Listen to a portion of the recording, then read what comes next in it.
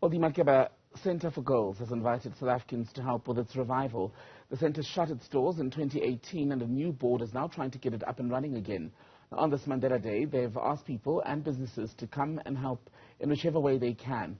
Newzroom Afrika's Zikhona Tshona is back at the centre after a report on its collapse just last week. Zikhona, and give us an idea, a sense, if you will, Zikhona, of what you found on your first visit and how perhaps the spirits of the people who want to see the centre re-established and succeed have changed.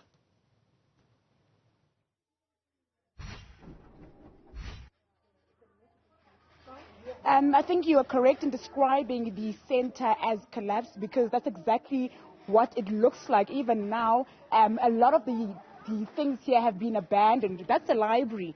Just there where those children are exiting, that's a library. Inside there are musical instruments that were meant to be used by young girls who would come here for safety after experiencing or going through an ordeal of abuse. So certainly very sad to see the centre in the state that it's in. And you've mentioned that the new board has called out to South Africans as well as businesses to partner with the centre so that it can be revived again. So volunteers have been coming here throughout the morning to lend whatever hand they can. There are people washing windows, there are people painting, especially at the entrance of the centre, because they want to have give off a warm welcome when people enter the centre. In the state that it's in at the moment, people could not even come and visit it. We're speaking to the board earlier. They were saying even international artists who want to a connection to Makeba when they come to South Africa, they're not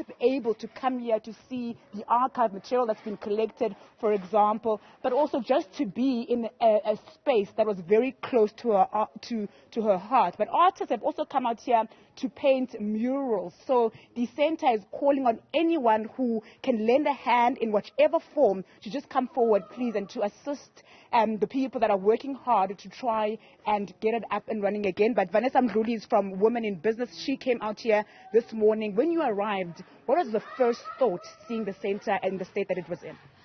Initially, the first time I came here, I think was about a month ago when we first started with trying to do the initiative.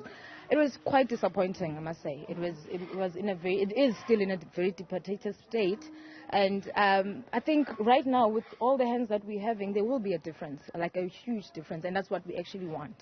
And to those that are sitting at home watching and not knowing what to do with their 67 minutes, what would you say to encourage them? Basically, as you know, 67 minutes is not only for today. Yeah. It goes on throughout the whole month, you know. So people are welcome to come to the centre and come check what is it that it can actually offer. But there's a lot. The pool also needs to be cleaned. We have also the inside of the hostel also that needs maybe a donation of bedding, furniture also as well. Gardening, actually, more than anything, I think if we can have a truck that can come and grade out and remove all the grass and just start it from scratch, it will make a big difference. More than anything, I think if we could have people that can come and assist with the grass also, it will help a lot. So, just quick one. I wanted to add, Women in Business also will be doing a webinar, a seminar for entrepreneurship for the young ladies also as well. So we'd also like to invite stakeholders to be part of that. Yeah. So the date is going to be on the 31st of August, so they can come through and then they can just share with us what they can be able to offer.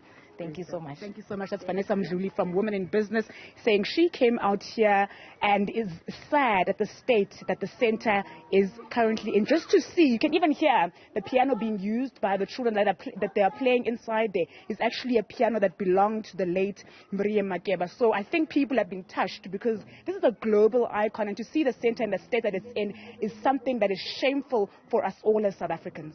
Zikhona Tshona, thank you very much for your continued reporting on this story.